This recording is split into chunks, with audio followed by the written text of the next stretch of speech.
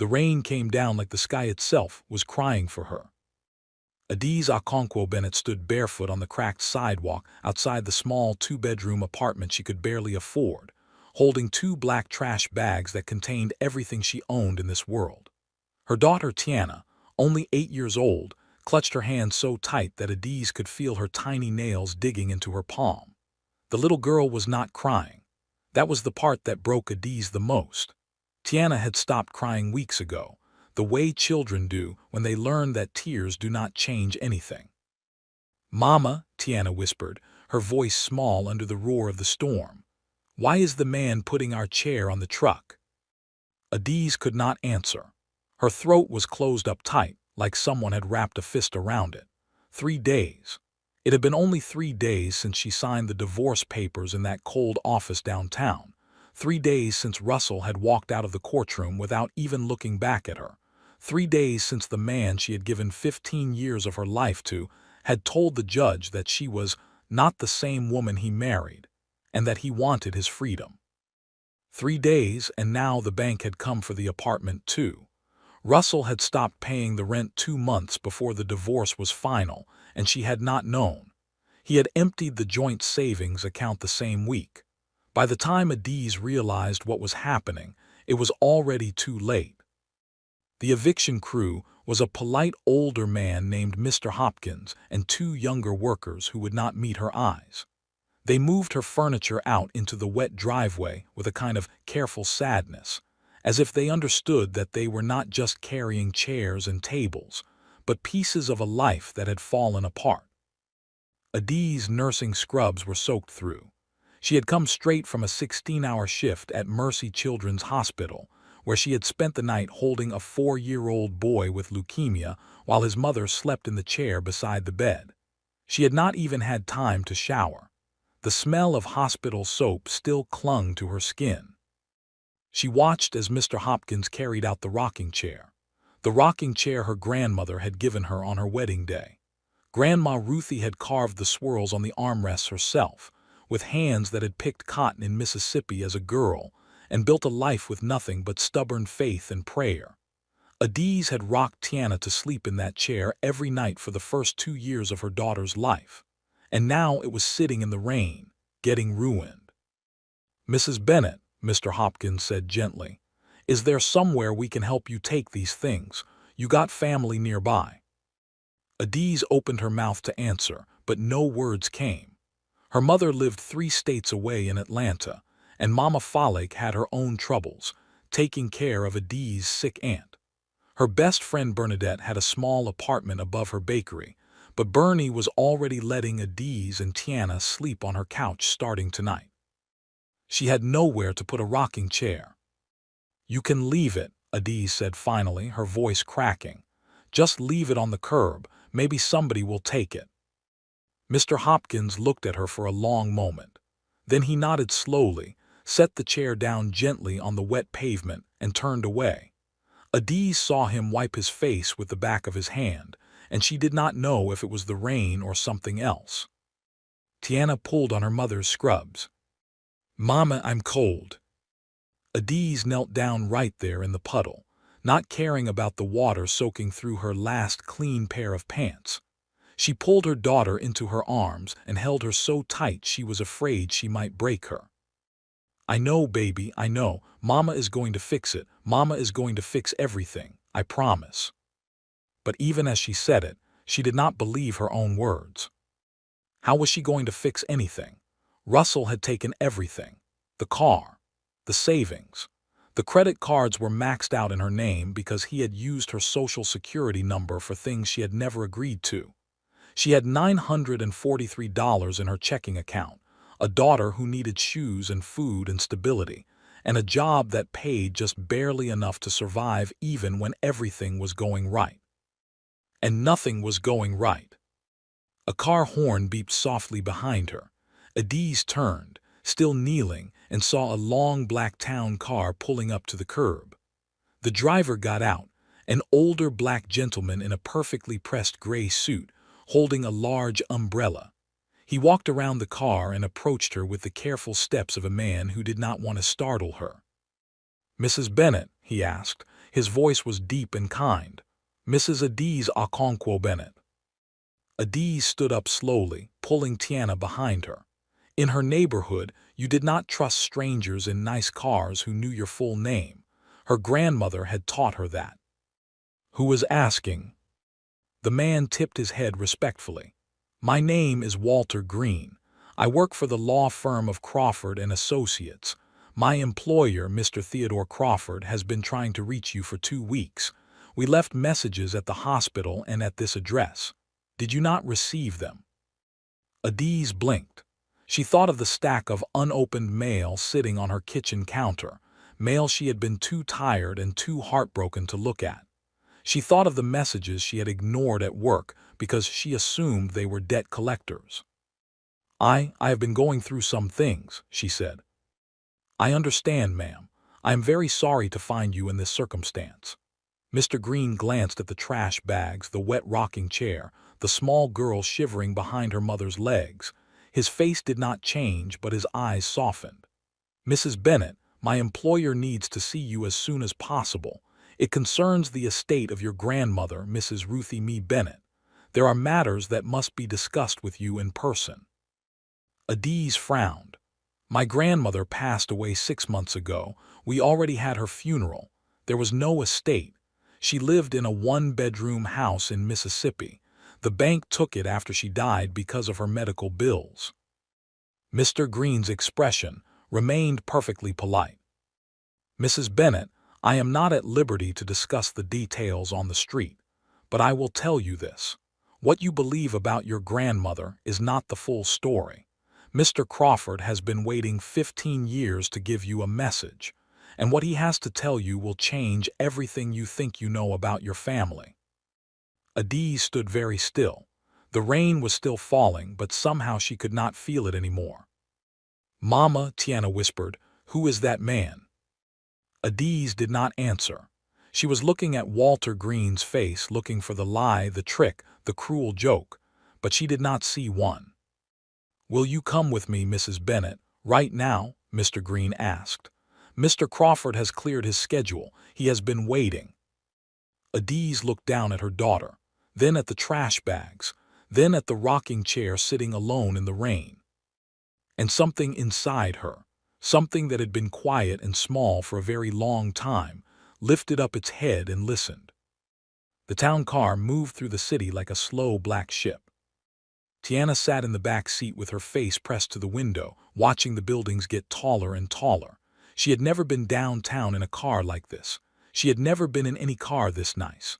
The seats were soft leather, and there was a small bottle of water in a cup holder for her, with a label that had her name written on it in careful handwriting. For Tiana. The little girl held the bottle in both hands and did not drink it. She was afraid to open it.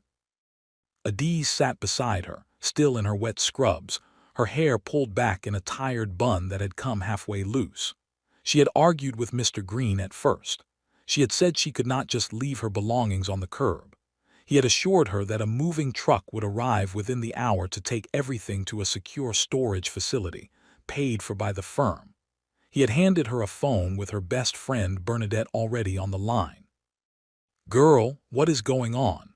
Bernie had said, her voice loud and worried. "Some man just called my bakery saying you needed to be at some downtown office and that I should not worry about you tonight." "Bernie, I do not even know what is happening," Adiz had whispered. "He said it has something to do with Grandma Ruthie." There had been a long silence on the other end. Then Bernie had said very quietly, "Adiz, you go, you hear me. You take that baby and you go see what that man has to say. Your grandmother was not a regular woman, I am telling you. My own mama always said there was something different about Miss Ruthie. You go." So Adiz had gone. Now the town car pulled up in front of a tall glass building that seemed to stretch all the way to heaven. A doorman in a long black coat opened the car door, and Mr. Green helped Tiana down to the sidewalk like she was a small princess. He even bowed a little to her. Tiana's eyes got very big. "Mama," she whispered as they walked into the lobby, "is this a hotel?" "No, baby, it is an office building. It is shiny." It really was. The floors were polished marble that reflected the lights above. There were tall plants in big golden pots, and a security desk with two men in dark suits who nodded at Mr. Green as he passed. They got into a private elevator with a brass plate next to the buttons that read CRAWFORD and Associates, 42nd floor. The elevator went up so smoothly that Adiz barely felt it move. When the doors opened, they stepped out into a quiet, beautiful room with thick carpet and walls lined with books. A young woman behind a curved wooden desk stood up immediately. "Mrs. Bennet, welcome. Mr. Crawford is waiting for you. Please come this way." Adiz felt very aware of her wet scrubs and her tired face. She wanted to apologize for how she looked, but the young woman did not seem to notice or care. She led them down a long hallway and opened a heavy wooden door.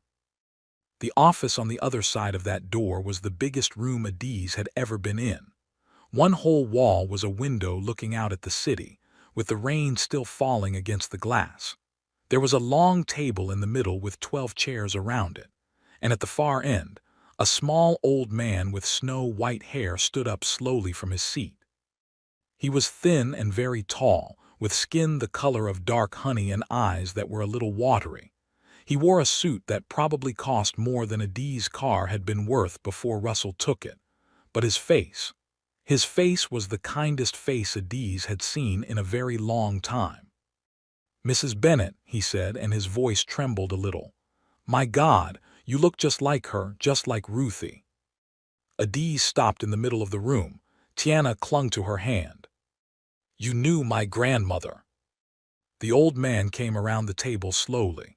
He walked with a slight limp, leaning on a polished wooden cane.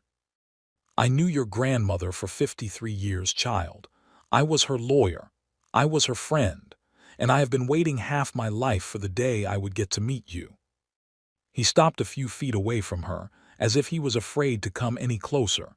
His eyes filled with water. "My name is Theodore Crawford, but your grandmother always called me Teddy. Please, please come and sit down. There is so much to tell you, so very much." Adiz did not move. Her heart was beating so hard she could feel it in her ears. "Mr. Crawford, with respect, I do not understand any of this. My grandmother was a maid. She cleaned houses in Jackson, Mississippi for 40 years. She lived in a small house with no air conditioning. When she got sick, the medical bills took everything she had. There was no money. There was nothing. So whatever this is, sir, I think there has been some kind of mistake." Mr. Crawford smiled. It was a soft, sad, knowing smile. "Mrs. Bennet, there has been no mistake. Your grandmother was indeed a maid for 2 years, when she was a very young woman. After that, she became something else. Something she chose never to tell her family about. Please, sit, and let me tell you the story of who Ruthie Mee Bennet really was." Adiz sat down slowly in the chair he pulled out for her. Tiana climbed into her lap. The little girl was so quiet. She seemed to understand that something very big was happening, even if she did not know what. Mr. Crawford sat across from them. He folded his old hands on the table. "In 1968, he began, your grandmother was 20 years old. She was working as a housemaid for a wealthy white family in Jackson. The man of the house, Mr. Edmund Pearson, was a real estate developer. He was a hard man, a cruel man, but he had a daughter, a sickly little girl named Catherine, who he loved more than anything in the world. Catherine had something wrong with her heart. The doctors said she would not live past her 10th birthday." Adiz listened, holding her daughter tight. "Your grandmother became Catherine's nursemaid. She slept on a cot in the little girl's room. She read to her. She prayed over her. She did everything those doctors said could not save her, and somehow, by the grace of God or by the strength of Ruthie Mee Bennet's love, that child lived. She turned 10. She turned 15. She turned 20. Catherine Pearson grew up healthy because of your grandmother." Mr. Crawford paused. His old eyes looked far away. "When Catherine was 25 years old, her father died of a heart attack. He left his entire real estate company to her. And Catherine, who never married and who had no children of her own, did something nobody expected. She made your grandmother her business partner. Adi stared at him. What? Half ownership, equal shares. Catherine said that without Ruthie she would not be alive, and without her being alive there would be no company, so she made Ruthie her partner. They built that company together for 30 years. They expanded into commercial real estate, then international holdings, hotels, office buildings, apartment complexes in 12 countries. He paused again. When Catherine died in 2001, she left her half of the company to Ruthie. Your grandmother became the sole owner. Adiz could not speak. Mrs. Bennet, your grandmother has been one of the wealthiest women in America for more than 2 decades, and she chose, for reasons of her own, to live like she had nothing. She wanted to know if her family would still love her if there was nothing to gain. She watched all of you, and she made her choices. The old man's voice broke a little. And she chose you, Adiz. Out of everyone in the family, she chose you to inherit everything. The room was so quiet that Adiz could hear her own heart beating. She held Tiana close to her chest and tried to make her mind understand the words she had just heard. They did not fit together properly. They were like puzzle pieces from different boxes, all jumbled up. Mr. Crawford, she said slowly, I think there must still be a mistake. My grandmother was the kindest woman in the world, but she was poor, sir. I helped pay for her medicine when she got sick. I sent her money every month from my nursing salary. She lived in a house that had a leaky roof. She wore the same 3 dresses to church for 30 years. If she had money, she would have helped my mother when she was struggling. She would have helped me with college. She would have done something. Mr. Crawford nodded gently. He did not seem surprised by her response at all. Ruthie told me you would say that, almost word for word. He reached down beside his chair and picked up a thick brown leather folder. He set it carefully on the table between them. She left a letter for you. She said when you came to me, I should give it to you before anything else. She said you would need to read it before you could believe the rest. He slid the folder across the table. Adiz stared at it for a long moment. Then she opened it with trembling fingers. Inside was a single envelope. The handwriting on the front was unmistakable. It was Grandma Ruthie's handwriting, the same careful, looping letters she had used to sign every birthday card and every Christmas note Adiz had ever received in her life. For my Adiz, my sunshine, my strong girl. Adiz pressed the envelope to her chest. Her eyes filled up with tears. She had not been able to cry in 3 days, not really, not the kind of crying that comes from somewhere deep. But now the tears came and they would not stop. Tiana looked up at her mother's face. Mama, do not cry. Great-grandma is in heaven now, she is happy. Adiz laughed through her tears and kissed the top of her daughter's head. Then she opened the envelope. The letter was 3 pages long, written on plain white paper. My dearest Adiz, if you are reading this, then I am gone home to be with the Lord, and Mr. Teddy Crawford has finally given you the news I asked him to keep for 15 years. You are probably angry with me right now. You are probably confused. I do not blame you, child. I want to explain. I was born in a sharecropper's cabin in Mississippi in 1948. My mama and daddy worked themselves to death in the cotton fields. They never owned a single thing in this world but the love they had for each other and the love they had for me. When they passed on, I was 16 years old. I had nothing but the clothes on my back. I went to work as a maid because that was what was offered to me, and I was grateful for the work. Then God gave me the gift of saving Catherine Pearson's life. And Catherine, bless her heart, gave me a gift in return that I never asked for and never wanted. She made me a rich woman. Adiz, I want you to understand something. Money is a strange thing. It can be a great blessing and it can be a great curse. I watched Catherine's family, her cousins, her uncles, her aunts. The minute her daddy died and she got that money, they became different people. They smiled at her with hungry eyes. They asked her for things. They told her they loved her in voices that made my stomach turn. Catherine was a smart woman and she saw it too. She used to cry on my shoulder at night. She said, "Ruthie, I do not know who loves me for me anymore. I do not know who is real." I made a promise to myself that day. I promised God Almighty that no child of mine, and no grandchild of mine, would ever have to wonder if the people around them loved them for who they were or for what they had. So I never told anyone, not your mother, not your aunts, not your uncles. I lived my life simple. I went to my church. I cleaned my own house. I cooked my own collard greens on Sundays. I was happy, child. I was so happy. I watched all of you grow up, and I saw what you were made of. I saw your cousin Devont buy a new car every year on credit and complain about being broke.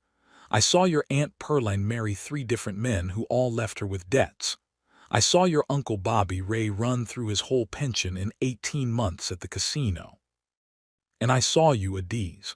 I saw you work 2 jobs to put yourself through nursing school. I saw you take care of sick children at the hospital like they were your own.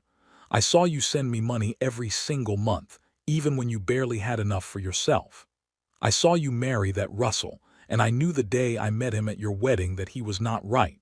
He had hungry eyes, child. The same kind of eyes Catherine's cousins had. But I did not say nothing, because you had to learn for yourself. Now you have learned, and now it is time for you to know the truth. Everything I have, Adiz, every building, every dollar, every share of every company, it is all yours now. Mr. Crawford will explain the details. There are people who depend on these companies for their living. Thousands of people. I am asking you to take care of them the way you have taken care of every sick child in your hospital. Do not be afraid, my sunshine. You were born for this. I have been watching you all your life, and I know. Take care of my great-granddaughter. Tell her about her great-grandmother who loved her so much. And do not let any man, ever again, make you feel like you are less than the queen God made you to be. I love you forever. Grandma Ruthie. Adiz could not see the letter any more through her tears. She held it against her face, and she cried in a way she had not cried since she was a little girl. She cried for her grandmother. She cried for Russell. She cried for the woman she had been and the woman she did not know how to be yet. She cried for the rocking chair sitting in the rain. Tiana climbed up and wrapped her little arms around her mother's neck. "It is okay, Mama. It is okay." Mr. Crawford waited patiently. He had a clean white handkerchief ready, which he passed across the table when Adiz finally lifted her head. "Take all the time you need," he said softly. Adiz wiped her face. She breathed in, she breathed out. "Mr. Crawford, tell me the rest." The old man nodded. He opened another folder. Bennett Holdings International is currently valued at approximately $712 billion. We have offices in 43 countries. We employ just under 200,000 people worldwide. The company owns commercial real estate, residential apartments, hotels, and a controlling interest in 2 airlines. He paused. "As of this moment, Mrs. Bennett, all of it belongs to you."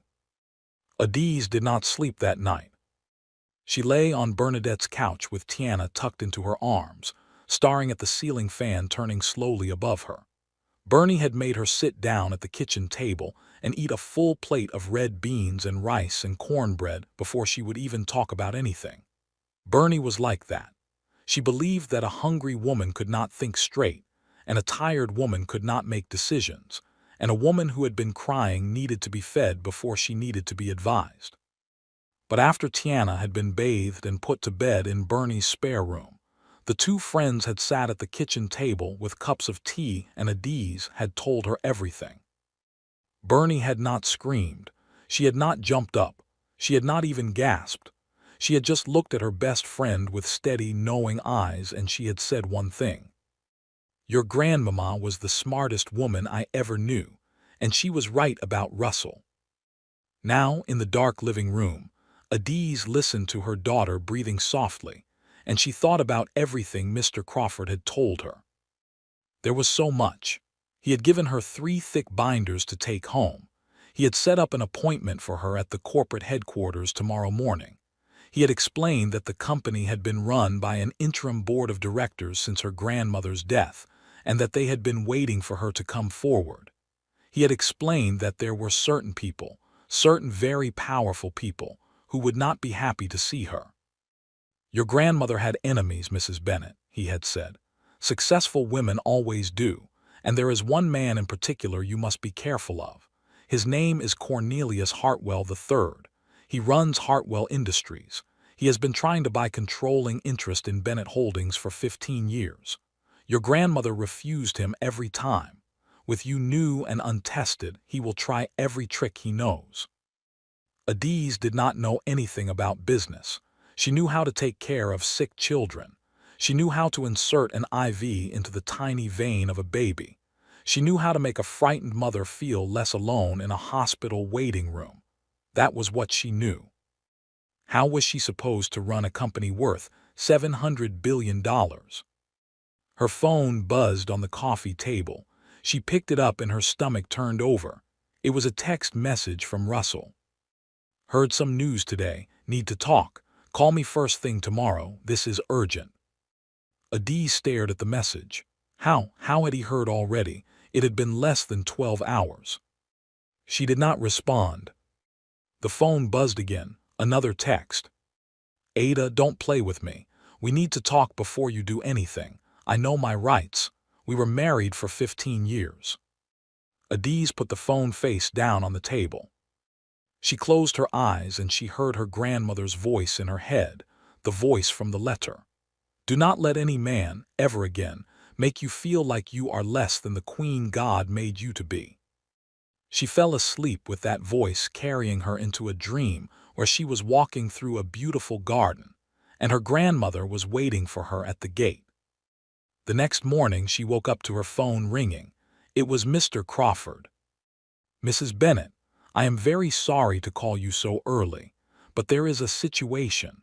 Your ex-husband has filed an emergency motion in family court to have your divorce settlement reopened. He is claiming undisclosed assets." Adiz sat up so fast that she knocked the blanket off the couch. "What? How is that even possible? The divorce was final 3 days ago." "He has retained a very aggressive law firm. They moved very fast. The hearing is this afternoon at 3 o'clock. I can be there. I have already arranged for one of our family law specialists to represent you, but you must be there in person." Adiz pressed her hand to her forehead. "Mr. Crawford, he cannot get any of this money, can he? My grandmother left it to me, not to him. We were already divorced when I inherited." There was a small silence on the other end of the line. "That should be the case, Mrs. Bennet. But Mr. Hartwell, who I mentioned to you yesterday, has very deep connections in the legal world, and I have reason to believe he is funding your ex-husband's case. He wants to create chaos. He wants you tied up in court for years. He wants to weaken your position so he can move on the company." Adiz closed her eyes. "What do I do?" "You come to the office, right now. We have 1 hour before we need to leave for the courthouse. And Mrs. Bennet, you wear the suit we sent over to your friend's apartment last night.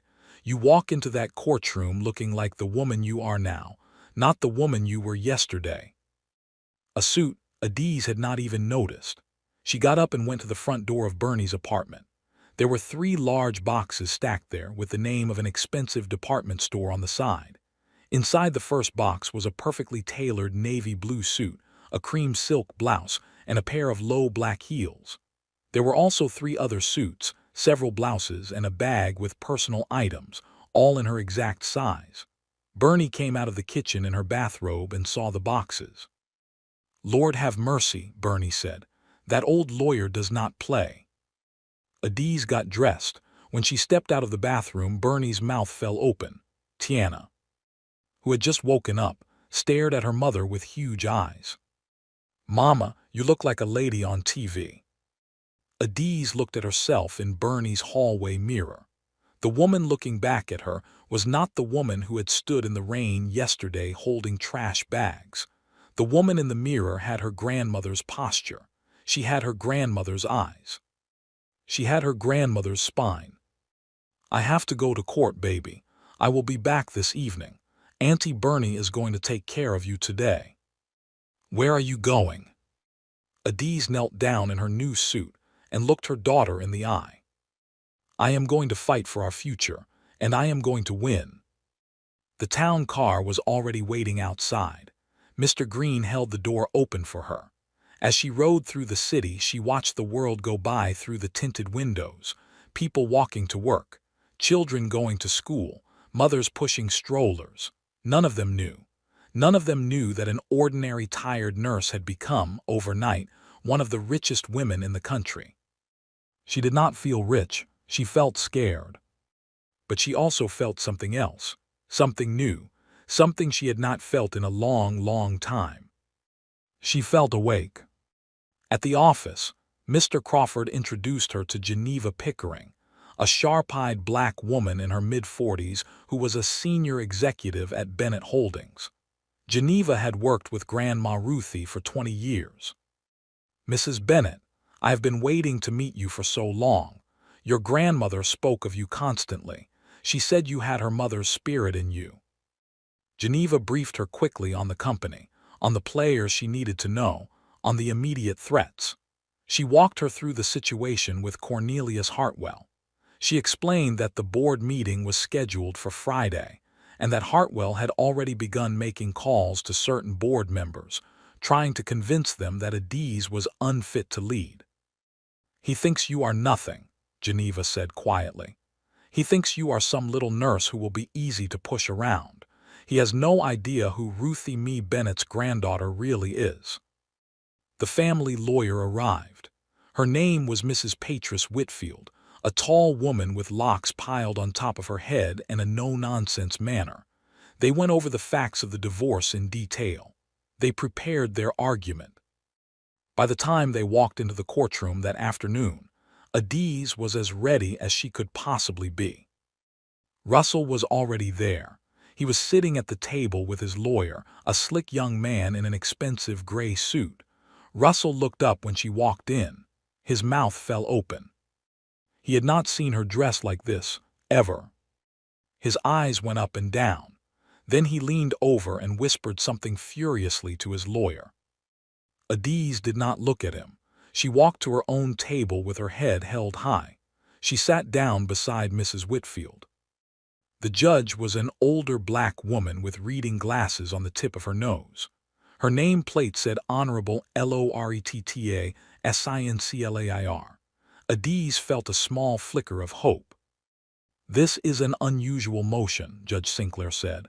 "Mr. Bennett, your divorce was finalized 3 days ago. You are claiming that your ex-wife concealed assets during the proceedings. Is that correct?" "Yes, Your Honor," Russell's lawyer said smoothly.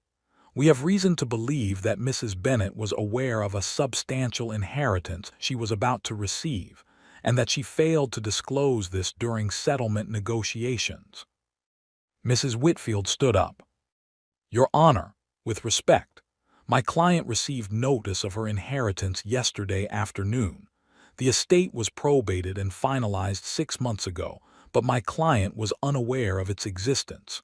She is the granddaughter of the late Mrs. Ruthie Mee Bennett.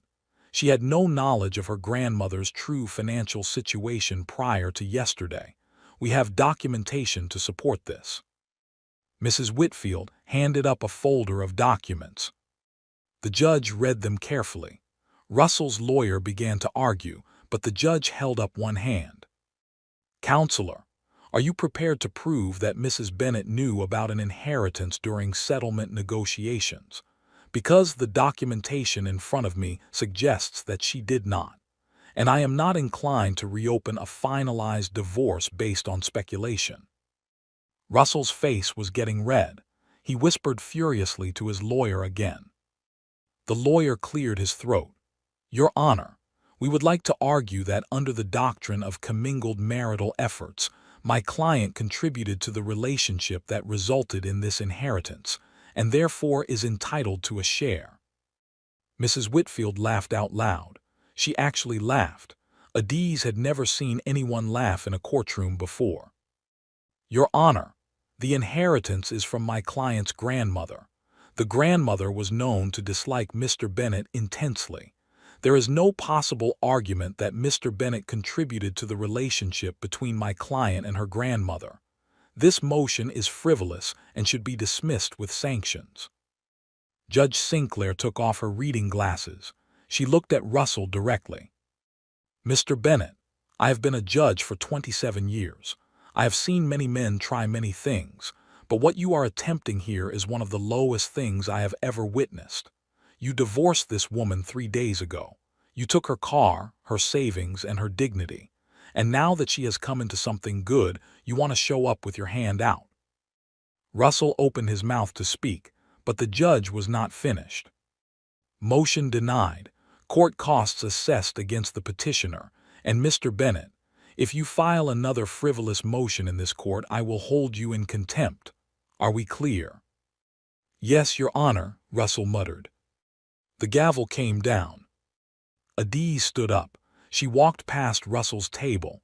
She did not look at him, but she heard him say quietly in a voice meant only for her ears, "You think this is over, Ada?" She stopped, she turned. She looked at him for the first time. Russell, it is so over that it never even started. And she walked out of that courtroom with her head held high. Friday morning came too fast. Adiz stood in front of the mirror in the bedroom of the suite Mr. Crawford had insisted she and Tiana move into. The hotel was the most beautiful place Adiz had ever stayed in. The bathtub alone was the size of her old kitchen. Tiana had spent the entire first night running from room to room in her pajamas, squealing with delight every time she found another light switch. But this morning there was no squealing. Tiana was at a private school that Geneva had arranged for her, attending her first day with 3 new uniforms and a backpack full of supplies. Mr. Green had driven her there himself.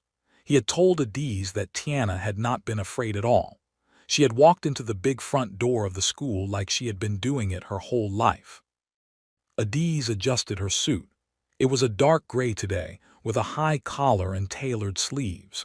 Geneva had told her last night that this was her armor. You walk into that boardroom, Mrs. Bennett, and you do not flinch.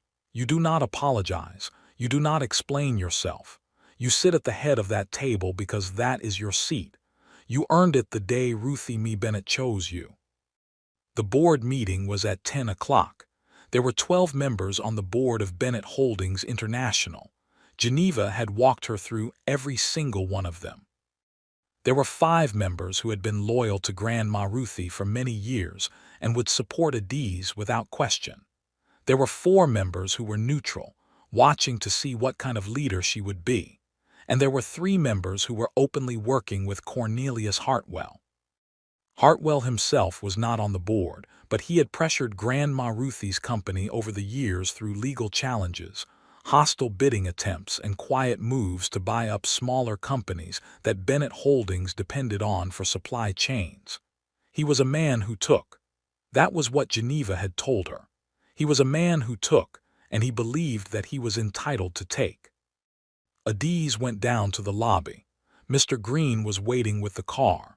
He had a warm cup of tea ready for her in the back seat. She had not asked for it. He had simply learned in 3 days that she liked tea in the morning and not coffee. "Are you ready, Mrs. Bennett?" She looked at him and smiled for the first time that morning. "Mr. Green, may I ask you something?" "Of course, ma'am." "You worked for my grandmother too, did you not?" His old eyes filled up a little. He nodded slowly. 28 years, Mrs. Bennett. I drove Miss Ruthie all over this country. She was the finest woman I ever knew. She used to bring me sweet potato pie that she made with her own hands. She would not let anybody else make it. She said sweet potato pie was a sacred thing. Adiz laughed softly, and she felt tears in her eyes again. "I miss her, Mr. Green." "So do I, child, so do I, but she is here. She is right here with you today. You go and you make her proud." The headquarters of Bennett Holdings International was an enormous gleaming tower in the financial district. Adiz had only seen it from the outside before. Today she walked into the lobby, and the security guard stood up. The receptionist behind the marble desk stood up. Two young women in business suits who were standing by the elevator stood up. Word had spread. Everyone knew who she was now. Geneva was waiting for her on the executive floor. She squeezed Adiz's hand. They are all in there. Hartwell has shown up too, even though he has no right to be there. He is sitting in the observer's gallery. He came to watch what he thinks will be your downfall. Are you ready? Adiz breathed in deep. She thought of her grandmother.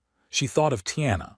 She thought of every shift she had worked at the hospital, every difficult patient, every moment when she had been told she was not enough. I am ready. The boardroom was huge. The table was a long oval of polished dark wood. There were 12 people sitting around it, plus an empty chair at the head. On the far side of the room, behind a low railing, were perhaps 15 other people sitting in observers' chairs. One of them was a thin man with sharp features and silver hair that was slicked back perfectly. He wore a dark blue suit and an expensive watch. He smiled at her as she entered. That smile told her everything she needed to know about Cornelius Hartwell III. Adiz walked to the head of the table. She did not hesitate. She did not look at anyone. She sat down in the chair that had once belonged to her grandmother. She placed her hands flat on the table in front of her. She looked around at the 12 faces. Good morning. My name is Adiz Okonkwo Bennett. I'm the granddaughter of Ruthie Mee Bennett. As of this week, I'm the controlling shareholder of Bennett Holdings International. I called this meeting today because I want to introduce myself to all of you, and I want to listen to what you have to say. I am going to ask each of you, going around the table, to tell me one thing. One thing you believe this company should do better. One thing my grandmother got right, and one thing she did not. I want to hear from you, each of you. A murmur went around the table. This was not what they had expected. They had expected a frightened young woman who would sit silently and listen to them lecture her. Instead, they were being asked to be honest. The 5 loyal members were the first to speak. They gave thoughtful, careful answers. They praised the things Grandma Ruthie had built. They named small problems they thought needed fixing. Then the neutral members spoke. Their answers were more detailed, more critical. Adiz listened carefully. She nodded. She wrote things down on a yellow notepad in front of her. She did not interrupt. Then it came to the 3 Hartwell loyalists. The first one was a heavy-set man with a red tie. His name was Bertram Caldwell. With respect, Mrs. Bennett, I think the most important question is not what your grandmother did right or wrong. The question is what this company needs going forward, and what it needs is experienced leadership. Your grandmother, God rest her soul, was a remarkable woman, but she was an old woman in her final years, and she was no longer able to keep up with the modern market. This company needs a CEO with deep experience in real estate and international finance. With respect, Mrs. Bennett, you are a nurse. I do not see how you can run this company. The room went silent. Every person at the table watched her. Adiz did not blink. She tilted her head slightly. Mr. Caldwell, thank you for your honesty. May I ask you a question in return? Of course. How long have you served on this board? 11 years, Mrs. Bennett. And in those 11 years, have you ever brought a single original idea to this company? Have you ever launched a project? Have you ever discovered a new market? Have you ever solved a problem that was not handed to you by someone else? Bertram Caldwell turned a deep shade of red. That is not, I am not, that is not the role of a board member. Forgive me, I am new. I thought board members were supposed to provide guidance and innovation. I see I was mistaken. She turned to the next Hartwell loyalist. And you, sir, your concern. The second Hartwell man stuttered. He could not get his words out. He had clearly prepared a speech, but watching what had just happened to Caldwell had thrown him. I just feel that we should consider a partnership, a merger perhaps with a larger firm to stabilize. Adiz nodded gently. A merger with Hartwell Industries, perhaps. The man went pale. I did not say that. No, you did not, but I imagine that is what you meant. She turned to the third one, a sharp-faced woman in a dark green suit. And you? The third Hartwell loyalist looked at Adiz for a long moment. Then she did something none of the others had done. She smiled. A small, tight smile. Mrs. Bennet, I think perhaps I have been on the wrong side of this matter. I withdraw any prior objection. A small murmur went around the table. Adiz nodded slowly. Thank you for your honesty, Mrs. Greggs. I will remember it. Then she turned and looked across the room at Cornelius Hartwell, who was sitting in the observers section. Mr. Hartwell, I see you have come to my meeting today. I do not believe I invited you, but since you are here, would you care to address the board? The room went very quiet. Hartwell stood up slowly. He smiled that smile of his. Mrs. Bennet, I came merely to observe, as a friend of the family. You were not a friend of my grandmother. She did not consider you a friend, so you cannot be a friend of the family. His smile did not change, but his eyes did. Be that as it may, Mrs. Bennet, I came in good faith. I wanted to congratulate you on your inheritance, and to tell you woman to woman that this company is too big for you. You will fail, and when you do, my offer to purchase the company will still be standing. Adiz stood up from her chair. Slowly, calmly, she walked around the long table until she was standing directly across from Cornelius Hartwell, with only the low railing between them. Mr. Hartwell, look at me carefully. Look at my face. Look at my eyes, because I want you to remember this moment for the rest of your life. I am not going to fail. I am going to take everything my grandmother built and I am going to make it bigger. I am going to make it stronger. I am going to make it better. And the day will come, sir, when you are sitting at home in your fine house, and you will turn on the news, and you will see a story about Bennett Holdings expanding into a market that you wanted. And on that day, you will think of me, and you will know. She held his eyes. You should leave now. This is a private meeting. Cornelius Hartwell's face was white. His mouth opened. Then it closed. He turned, he walked out. The boardroom was completely silent. Then one of the loyal members began to clap, then another, then all of them. Adiz walked back to the head of the table. She sat down. Now, she said, let us get to work. That night, Adiz sat on the floor of Tiana's bedroom in their hotel suite, helping her daughter brush her doll's hair. Tiana had loved her first day of school. She had made 2 friends already. One was a little girl named Esperanza, and the other was a boy with red hair named Patrick. She had told her mother every detail at least 3 times.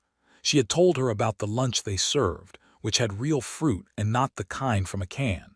She had told her about the music room, which had a piano you were allowed to touch with your own hands. She had told her about the teacher, Mrs. Henderson, who had hugged her on the very first day, even though they had just met. Adiz listened to it all. She drank in every word. For 3 days she had watched her daughter grow quieter and quieter, and now her little girl was bubbling up like a fountain again. That alone was worth everything she had been through. Mama, Tiana said as Adiz tucked her into bed, are we going to live here forever? Not forever, baby. We are going to find a real home, with a real bedroom for you, and a real backyard, and maybe even a dog if you are good. Tiana's eyes got huge. A dog. Maybe we will see. What kind of dog? Whatever kind you want. Tiana closed her eyes and smiled. I want a fluffy dog. Then you shall have a fluffy dog. She kissed her daughter's forehead and turned out the light. She walked to the door and was about to close it when Tiana spoke again from the dark. Mama, is Daddy going to come find us? Adiz froze in the doorway. What do you mean, baby? I mean, is he going to be mad? Is he going to come and get us? Adiz came back to the bed. She sat on the edge. She took her daughter's small hand in hers. Tiana, listen to me. I am going to make sure you are safe. Always. That is my job and I am very good at it. You do not have to worry about Daddy, okay? You just worry about being a kid. That is your job. Tiana nodded slowly. Okay, Mama. Sleep tight. You too, Mama, you too. Adiz closed the door softly. She stood in the hallway for a moment, leaning against the wall, breathing. Then she went into the living room and called Bernadette. Bernie, how did it go today, girl? It went well. I think I might be okay at this. But Bernie, I need to ask you something. Anything? My mother, I have not called her yet about any of this. I do not know what to say. She is going to ask why Grandma did not tell anyone. She is going to be hurt. She is going to be angry. I do not know how to have that conversation. Bernie was quiet for a long moment. Adiz, you need to call your mama. You hear me? You need to call her tonight before she finds out from somebody else. There is news already starting to leak. I saw something on the financial blogs this afternoon. Somebody is saying that the new heir of Bennett Holdings has been identified. They have not used your name yet, but they will. Adiz closed her eyes. Okay, I will call her right now. She hung up. She sat on the couch with her phone in her hand for a long time. Then she dialed. Mama Falik answered on the second ring. My baby, how are you? I have been worried sick. You have not called in a week. I know, Mama, I am sorry. So much has been happening. Tell me everything. Adiz told her. The eviction, the lawyer, the letter, the boardroom, all of it. Her mother did not interrupt once. When Adiz finally finished, there was a long silence. Then her mother laughed, a long, rich, deep laugh. Mama, why are you laughing? Oh, my child, my beautiful child, your grandmother, that woman. You knew. No, baby, I did not know, but I am laughing because it is exactly the kind of thing she would do. Your grandmother always said that money tells the truth about people, that you cannot know what a person really is until you give them money or take it away. She watched all of us. She was always watching, and she chose you. She always loved you the most, my Adiz. From the day you were born, she said you had something different. Mama, I am scared. There is so much to do, so many people, so much money, I do not know if I can do it. Adiz, her mother's voice was firm. Listen to me. You were born for this, your grandmother knew it, I have always known it, you have always been the one who took care of everybody. You took care of me when I was sick after your father left. You took care of your little cousins when their mama could not. You took care of those children at the hospital. You have a gift for taking care of people. And that is what running a company is, my child. It is taking care of people. It is just on a bigger scale. Adiz felt tears on her face. I miss her, Mama. I miss Grandma so much. I know, my baby, I know, but she is with you now. She is in everything you do. They talked for another hour. Mama Falik told her stories about Grandma Ruthie that Adiz had never heard before. The time Ruthie had stood up to a white sheriff in Mississippi who had tried to harass a little black boy in 1972. The time Ruthie had bought groceries for an entire family in her church for 6 months after the father lost his job and never told anyone. The time Ruthie had paid off the mortgage of the elderly widow who lived next door, also without telling anyone, and the widow had only found out years later when her son went to look up the deed. That was your grandmother. She did good in the dark. She did not need to be seen. By the time Adiz hung up, she felt different, lighter, stronger. She walked to the big window of the suite. She looked out at the lights of the city. Somewhere out there in this enormous country, her grandmother had built an empire, quietly, patiently, over 50 years, without telling a single soul in her own family. And now it was hers. She thought of Russell. She thought of Cornelius Hartwell. She thought of all the men in her life who had told her in one way or another that she was not enough. She smiled. They had no idea what was coming. The next week was a whirlwind. There were meetings with executives. There were tour of properties. There were briefings on countries Adiz had never even heard of. Bennett Holdings owned a chain of resorts in Bali. It owned a fleet of office buildings in London. It owned a controlling stake in 2 airlines, one based in Brazil and one in South Africa. It owned an apartment complex in Lagos, Nigeria, that housed 2,000 families, and the rents had not been raised in 8 years because Grandma Ruthie had not wanted to displace anyone. Adiz sat in meeting after meeting and absorbed information like a sponge. She asked questions. She wrote things down. She did not pretend to know things she did not know. She admitted ignorance freely, and she took notes when people explained. Geneva watched her work and shook her head one evening as they were leaving the building. "Mrs. Bennett, I have to tell you, you remind me of your grandmother more every day." "Geneva, you can call me Adiz, please." The older woman smiled. "Adiz, then you must call me Geneva." That weekend, Adiz did something she had been thinking about all week. She told Mr. Green to drive her and Tiana to the airport. She had chartered a small plane. They were going to Mississippi. She had to see her grandmother's house. The flight was short. Tiana sat next to her in the plane and looked out the window with her face pressed to the glass. She had never been on a plane before. "Mama, the clouds look like cotton candy." "They do, baby." "Can we eat them?" "No sugar, they are just water." "Just water?" Tiana sounded disappointed. "That is so sad." Adiz laughed. They landed in Jackson and a car was waiting for them. The driver was a local man named Mr. Junibug, an old friend of her grandmother's church, who Mr. Crawford had arranged.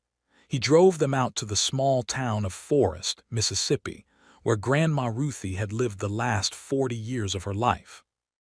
The house was just as Adiz remembered, small, white, with a porch swing on the front porch and a garden in the back where her grandmother had grown collard greens and tomatoes and okra. The bank had taken it after Grandma died, but Mr. Crawford had quietly bought it back the very next week, and it had been sitting empty ever since, waiting. Adiz stepped onto the porch. She put her hand on the door. It was unlocked. Mr. Junibug had come earlier and turned on the lights. She stepped inside. The smell hit her first, the smell of her grandmother, lavender and biscuits and old hymnal pages, the smell that meant home. Adiz closed her eyes and breathed it in. "Mama," Tiana whispered, "whose house is this?" "This was your great-grandmother's house, baby. My grandma, she lived here." Tiana walked through the room slowly, like she was in a museum. She touched the back of the rocking chair in the living room. She looked at the framed photos on the mantel. She picked up a small porcelain figure of an angel that had been on the side table for as long as Adiz could remember. "Mama, was she nice?" "She was the nicest person in the world. I wish I could have met her." "She met you, baby. She held you when you were a baby. She kissed your face. You were just too small to remember." Adiz walked into the kitchen. The little wooden table was still there, where Grandma had served her countless meals over the years. The old refrigerator hummed in the corner. Mr. Junibug had stocked it with sweet tea and cornbread and a pan of greens, the way Grandma would have. She walked into her grandmother's bedroom. The bed was made. The Bible was still on the nightstand. There was an old framed wedding photo of Grandma and Grandpa Bennett, who had died when Adiz was a baby. He had been a kind man, a school janitor, who Grandma had loved her whole life and never replaced. On the wall above the bed was a framed piece of needlework that Grandma had stitched herself. It read, "Blessed are those who give without remembering, and who receive without forgetting." Adiz stood in front of it for a long time. She heard Tiana come into the room behind her. The little girl did not say anything. She just slipped her small hand into her mother's hand.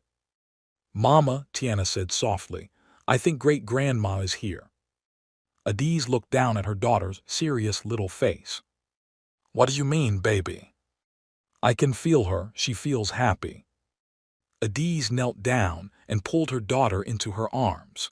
They stayed there in that little bedroom for a long time, just holding each other.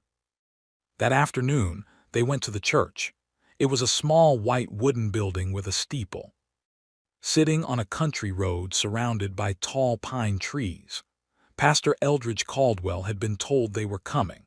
He met them at the door and embraced Adiz like she was his own daughter. "Sister Adiz, we have been praying for you. Sister Magnolia has been wanting to see you." He led her inside the small church. There, sitting in the front pew, was a tiny old woman with white hair pulled back in a careful bun. She wore a purple dress and a pearl pin shaped like a flower. Her hands were folded on top of an old leather Bible. She looked up when Adiz approached. "Child," Sister Magnolia said, "come here, come closer, let me look at you." Adiz sat down beside her. Sister Magnolia took her face in her old hands and looked into her eyes for a long moment. "Yes," the old woman said softly. "Yes, you have her spirit, you have her fire. Ruthie said you would. She used to sit right here in this pew with me and she would say, 'Magnolia, you wait. You wait until my Adiz comes into her own. You will see what I have always seen.'" Adiz felt the tears coming again. "Sister Magnolia, did she ever tell you about the company, about everything?" The old woman laughed softly. "Child, I knew Ruthie for 50 years. I was her best friend. Of course I knew. I was the only person in this world she told besides Mr. Crawford. She told me because she needed somebody to know, just in case something happened to her before she could put things right." Adiz stared at her. Why did she keep it secret, from everyone, from her own family? Sister Magnolia took Adiz's hand. Her old skin was thin and soft. "Sit down, child. Let me tell you something about your grandmother. When she first came into that money back in the 70s, she told her sister, just her one sister, her favorite sister, your great-aunt Pearl, and Pearl told her husband, and the husband told his brother. And inside of 6 months, Ruthie had relatives crawling out of every corner of Mississippi asking for handouts. She gave. She gave and she gave and she gave. She paid for funerals and weddings and surgeries and houses. And nobody, not one of them, ever said thank you. They just kept asking for more. And when she could not give them what they wanted, they cursed her name. They said she was selfish. They said she was a hard woman. They said she had forgotten where she came from." Sister Magnolia shook her head slowly. "That broke your grandmother's heart, child. It broke her clean in two, and she made a decision. She decided she would never tell another soul about the money. She would live small. She would do her giving in secret. She would help people without ever letting them know it was her. And she would watch her family. She would watch and she would wait. Because she wanted to find the one person who would not be ruined by it. The one person who would do good with it." The old woman squeezed Adiz's hand. "And she found you, child, she found you." Adiz could not speak. Sister Magnolia opened her old leather Bible. There was a folded piece of paper inside. She handed it to Adiz. "She gave me this 2 years before she died. She told me to give it to you when you came to find her here. Open it, child." Adiz unfolded the paper with trembling hands. It was a list, written in her grandmother's careful handwriting, a list of names, hundreds of names. Each name had a city beside it and a small note. Mrs. Wilbur Tate, Greenville, mortgage paid in full April 1989. The Henderson family, Memphis, college tuition for all 4 children, 1995 through 2007. Joseph Picoult, New Orleans, medical bills covered after Hurricane Katrina, 2005. The Anderson Children's Home, Atlanta, new roof and HVAC system, 2010. The list went on, page after page. Hundreds of people, churches, schools, and orphanages, decades of quiet giving. Adiz pressed the list to her chest. The tears came down her face freely. Sister Magnolia smiled. "That is who your grandmother was, child. That is the legacy she leaves you. Not just the money, not just the buildings, but the way of using them." Adiz nodded slowly. She could not speak, but in her heart she made a promise. She would carry this on. She would honor what her grandmother had built, and she would do it her own way. When Adiz and Tiana got back from Mississippi on Sunday evening, there was a message waiting for her at the hotel from Geneva. Need to see you first thing Monday morning. We have a problem. Adiz met Geneva and Mr. Crawford in the executive conference room at 7 in the morning. Tiana was at school. The morning sun came in through the tall windows and lit up the polished table. "What is going on?" Adiz asked. Geneva slid a folder across the table. "Cornelius Hartwell has filed a lawsuit. He is claiming that your grandmother committed fraud. He is alleging that she misrepresented certain real estate appraisals over a period of 15 years, and that several major transactions are therefore invalid. He is demanding access to 30 years of company records. If a judge agrees to even a fraction of what he is asking, the company will be tied up in legal proceedings for a decade. We will not be able to make any major decisions. The stock value will collapse. He will be able to buy us at fire sale prices." Adiz looked at the folder. She did not open it. "Is there any truth to it, the fraud claim?" Mr. Crawford shook his head firmly. "Absolutely not. Your grandmother was the most honest woman I ever met. She refused to even round numbers in her favor on tax forms. The transactions Hartwell is questioning were all legitimate. He knows that. This is not about winning the lawsuit. This is about damage." "What can we do?" Geneva and Mr. Crawford looked at each other. Geneva spoke first. "We have a few options. We can fight him in court. That will take years. We can try to settle. He will demand a huge concession which we cannot give. Or," she paused, "or we can find something on him." Adiz frowned. "Find something on him." "He is not a clean man, Mrs. Bennet. We know it. We have heard rumors for years, but we have never had proof. Your grandmother always said that fighting in the dirt was a sin she did not want on her soul, so we never went looking, but we could go looking now." Adiz considered this. She thought about her grandmother. She thought about Sister Magnolia's words. That is the way of using them. "No," Adiz said slowly. "We do not fight in the dirt. That is not who we are. That is not who Bennett Holdings is. We fight clean." Mr. Crawford smiled a little. "Then we go to court. We will prepare the strongest defense in the history of the firm." "No," Adiz said again. "We do not go to court either, not first." They looked at her. "What do you mean?" Adiz stood up. She walked to the window. She looked out at the city. "What does Cornelius Hartwell really want?" "Your company. He wants to take Bennett Holdings." "Why?" "Because it is one of the largest privately held real estate empires in the world." "No, why does he want it? What does he want to do with it?" Geneva and Mr. Crawford were quiet for a moment. "I do not understand the question, Mrs. Bennet," Geneva said. Adiz turned around. "He is 60 years old. He already has his own company. He already has more money than he will ever spend. He wants ours not because he needs it. He wants it because he has been telling himself for 15 years that we are the prize, that we are the thing he has not been able to win. And now he has convinced himself that he has to win." She walked back to the table. "What if we did not fight him?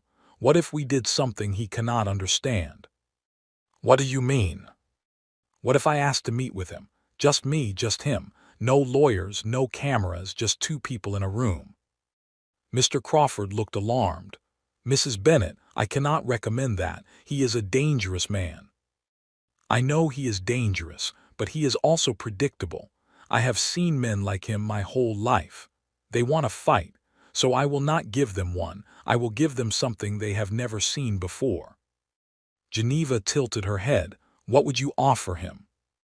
"I will offer him peace, with conditions." She laid out her plan. They listened. When she was done, Mr. Crawford was nodding slowly. "It is unconventional. Your grandmother would have liked it." The meeting was set for Wednesday afternoon. Hartwell had agreed almost immediately, suspicious, but unable to resist the chance to meet his enemy face to face. Wednesday came. Hartwell arrived at the Bennett Holdings building at 3 in the afternoon. He was shown up to the executive floor. Adiz was waiting for him alone in a small private room with 2 chairs and a small table and a pot of tea between them. "Mrs. Bennett," he said as he entered, "your invitation was unexpected." "Mr. Hartwell, please sit. May I pour you tea?" "I do not drink tea." "That is fine." He sat down across from her. His sharp eyes studied her. "What is this about?" Adiz poured herself a cup of tea slowly. She added 1 cube of sugar. She stirred it. She set down the spoon. "Mr. Hartwell, I have been thinking about you all week. I have been thinking about what you really want, and I think I understand now." "Oh," his mouth twisted slightly, "please enlighten me." "You are a man who needs to win. Your father was a hard man. He told you when you were a boy that the world only respects winners. You have spent your entire life proving that you are a winner. You built a company, you made money, you bought houses, you collected respect from other men like you. But there has been one thing you could never beat, one company you could never get, and that was Bennett Holdings." Hartwell's eyes narrowed. He did not speak. "My grandmother humiliated you, not on purpose.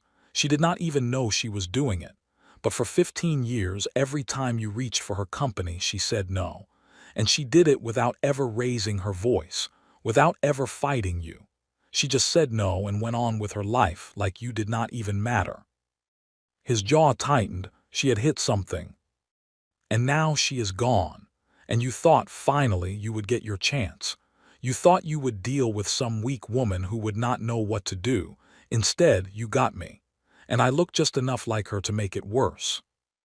"Mrs. Bennett, I did not come here to be psychoanalyzed."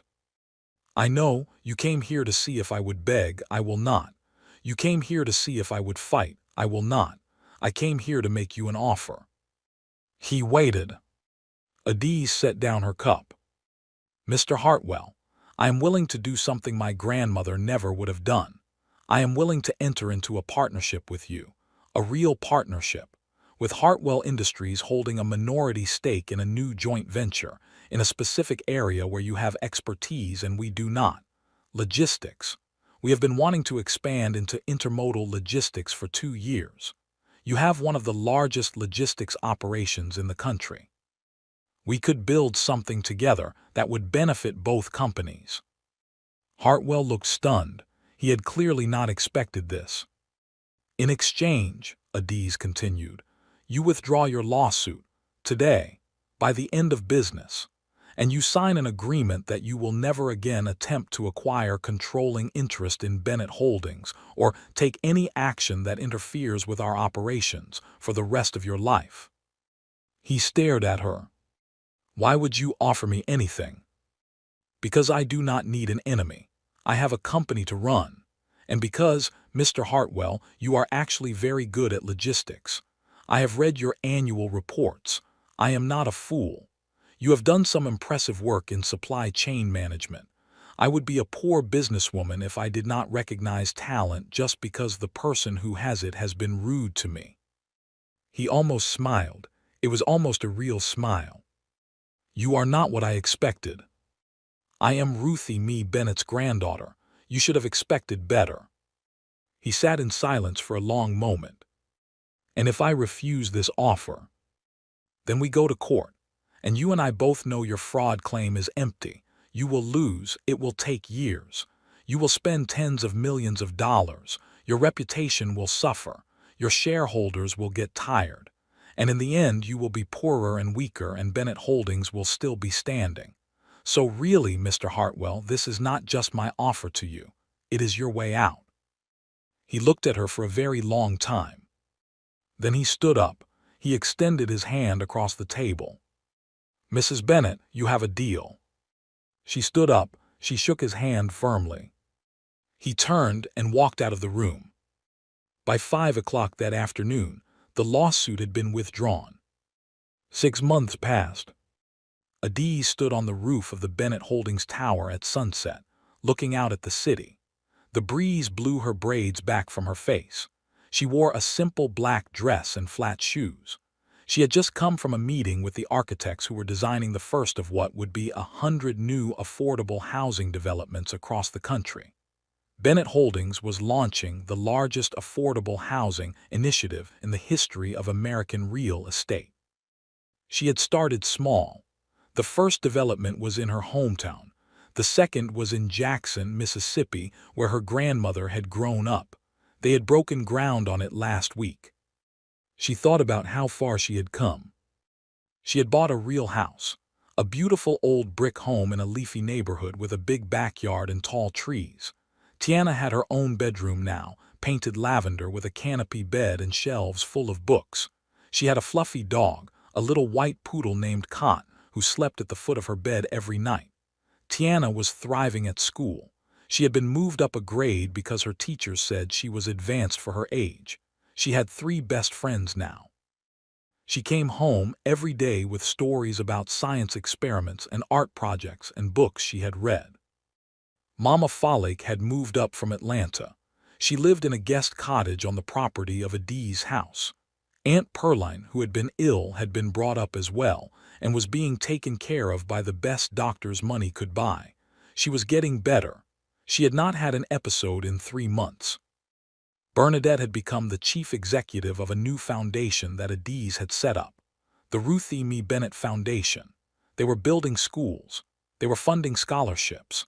They were paying off mortgages for elderly widows in small towns across the South, the way Grandma had done quietly for years. Bernie came to work every day and loved her job, and her bakery had been turned into a chain of bakeries that employed dozens of people in the community. Geneva had become Adiz's right hand. The two of them ran the company together now, with Geneva handling the day-to-day operations and Adiz focusing on long-term vision and the foundation work. Russell.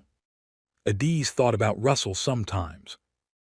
After the divorce had been upheld and the lawsuit had been thrown out, Russell had tried to contact her many times. He had sent flowers. He had sent letters. He had even shown up once at the gates of her new home, where the security team had gently turned him away. She had blocked his number. She had instructed her lawyers to handle any communication from him. But last month, something had happened that surprised her. She had received a letter, a real letter in his handwriting. It had come through her grandmother's old church in Mississippi, sent there by Russell after Pastor Caldwell had reached out to him. Pastor Caldwell did things like that. He had a way of reaching people who would not be reached by anyone else. The letter was simple. Adiz, I have been doing a lot of thinking. I have been talking to a counselor at my brother's church. I'm not asking you for anything. I'm not asking you to take me back. I'm not asking to be in your life. I'm writing to say I am sorry. I was a bad husband. I was selfish. I cared more about being right than about being kind. I cared more about feeling important than about loving you. I see it now. I should have seen it sooner. You did not deserve any of what I did. I want our daughter to have a good father even if I cannot be a husband to you. I am willing to do whatever you say. Counseling, supervised visits, whatever you need to feel safe. If you say no, I understand. I will respect your wishes. Just know that I see what I did, and I am so sorry. Russell. Adiz had read the letter 3 times. Then she had given it to her therapist. Yes, she had a therapist now. Mama Falik had told her that successful black women still needed help, and that needing help was not weakness, it was wisdom. The therapist had said it was not Adiz's job to decide if Russell was telling the truth or not. It was only her job to decide if she wanted to take a small risk, for Tiana's sake. Adiz had thought about it for 2 weeks. Then she had agreed to supervised visits only, at a neutral location, with a child psychologist present once a month for 2 hours. The first visit had been 3 weeks ago. Tiana had been nervous. Russell had been quiet and humble. He had brought her a stuffed animal. He had asked her about school. He had not made any demands. He had not tried to charm anyone. Tiana had come home that night and crawled into Adi's lap on the couch. "Mama, Daddy is different." "Different how, baby?" "He is sad, but it is a good sad, like he is sad because he is sorry." "How do you feel about him, baby?" Tiana had thought for a long moment. "I think I want to see him again, but not too much, just sometimes." "Okay, baby, just sometimes." So they had set up another visit, and another. They were taking it slowly. There was no romance there would never be again. Adiz knew that part of her life was over, but for her daughter, she could allow space for something new. A father who was learning to be better. That was a gift she could give her child if it turned out to be real. The wind picked up on the roof. Adiz pulled her wrap tighter around her shoulders. A door opened behind her. Geneva stepped out. "Adiz, the car is ready. You should get going. Tiana will be expecting you." "I am coming." Tonight was a special night. Tiana's school was performing a play. Tiana was playing the lead role. Mama Falek had been rehearsing lines with her every night for 2 weeks. Bernie was meeting them at the school. Even Mr. Green had said he wanted to come, and Mr. Crawford, the whole family. Adiz took one more look at the city skyline. The sun was painting the buildings gold and pink and orange. She thought about the woman she had been 6 months ago, standing in the rain, holding trash bags, watching her rocking chair sit on the curb in the wet. That woman had been broken. The woman standing on this roof was whole. "Grandma," she whispered into the wind, "thank you." She turned and walked toward the door. It was a beautiful Saturday morning in October. The leaves on the trees in the backyard had turned bright red and gold. The air smelled like wood smoke and crisp apples. The house was full of people. Mama Falek was in the kitchen, frying plantains and stirring a big pot of jollof rice. Aunt Perline, who was completely well now, was beside her, making her famous sweet potato pies. Bernadette had brought trays of baked goods from her bakery. Pastor Caldwell and Sister Magnolia had flown up from Mississippi for the weekend. Mr. Crawford was sitting in the big armchair in the living room, sipping a glass of bourbon and watching a football game with Mr. Green. Geneva and her wife had brought a beautiful platter of charcuterie and were arranging it on the dining table. Tiana, now 9 years old and tall for her age, was running around in the backyard with 3 of her friends from school and Cotton the poodle. They were chasing each other and screaming with laughter. Adiz stood at the kitchen window watching them. It had been 1 full year since the day she had stood in the rain. 1 year since her grandmother's lawyer had pulled up in a black town car and changed everything. 1 year since she had walked into a boardroom and stared down a billionaire. In that year, Bennett Holdings had grown by 12%. The new logistics partnership with Hartwell Industries had been wildly successful. Hartwell himself had become, against all odds, something close to a respectful colleague. He still came to quarterly meetings. He still nodded at her with that old sharp face. But there was a kind of grudging respect in his eyes now. He had started doing some quiet philanthropy of his own. People who knew him said he had changed. The Ruthie Mee Bennett Foundation had become one of the largest charitable foundations in the country. They had built 37 schools.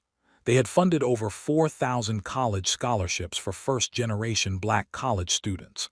They had renovated 42 churches in small towns. They had paid off the mortgages of nearly 600 elderly widows. They had built 2 hospitals in Nigeria in honor of Adiz's father's hometown.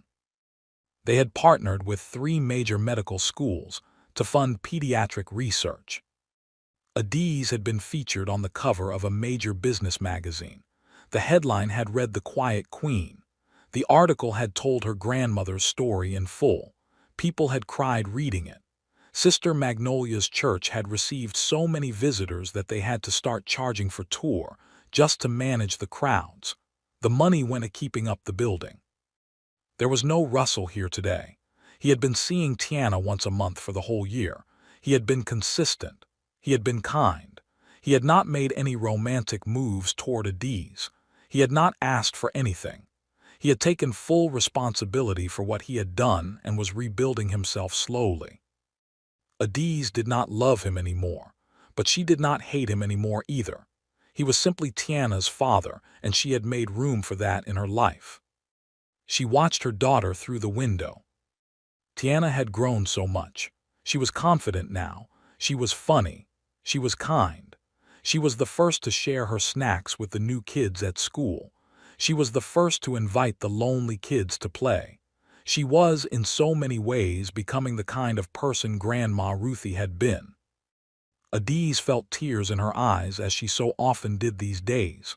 They were not sad tears anymore. They were just full tears, full of everything. A small hand slipped into hers. She looked down. Sister Magnolia had come up beside her, her white hair pulled back in its careful bun, her purple dress soft with age. "Child, you are quiet today." "I am thinking, Sister Magnolia." "What are you thinking about?" "I am thinking about how I never thought I would feel this happy again." The old woman squeezed her hand. "Your grandmother would have loved this day, child, all of these people, your daughter playing in the yard, your mama in the kitchen, your friends gathered under your roof. This is what she wanted for you." Adiz nodded slowly. "Sister Magnolia, may I ask you something?" "Anything, child." Did she know, at the very end, before she died, did she know what would happen? Did she know it would all work out? The old woman was quiet for a long moment. Then she smiled. "Child, your grandmother was a woman of faith. She did not know how the story would end. She just knew who you were, and she trusted that the Lord would carry you the rest of the way. And he did, child, he did." Adiz leaned her head against Sister Magnolia's small shoulder. Outside, Tiana was laughing. The sound carried through the open kitchen window like music. The doorbell rang. Adiz went to answer it. It was the photographer Geneva had hired for the day. She was going to take a big family portrait of everyone. They were going to hang it above the fireplace. "Mrs. Bennet, we are ready when you are." Adiz called everyone outside. They gathered in the backyard, under the big oak tree where the leaves were brightest. Mama Falik stood beside her. Tiana stood in front of her, with Cotton in her arms. Bernie and Geneva stood on the other side. Mr. Crawford and Sister Magnolia and Pastor Caldwell sat in chairs in front. Aunt Pearline and Mr. Green and all of Tiana's friends and their parents gathered around. The photographer set up his tripod. On three, everyone smile. 1, 2, 3. The flash went off. In that moment, in that frozen second, all of them were caught together. The old and the young, the blood family and the chosen family, the friends and the helpers and the loved ones. Adiz closed her eyes for just a heartbeat. She felt her grandmother there, standing right behind her, with her hand on her shoulder, smiling. "My sunshine, my strong girl, I told you all along." The photographer took the picture again, and again, and again. But the first one was the one they would hang above the fireplace. The first one captured the truth. A woman who had lost everything had built something more beautiful than she had ever imagined. And she had done it not by being hard, but by being good. Just like the woman who had raised her.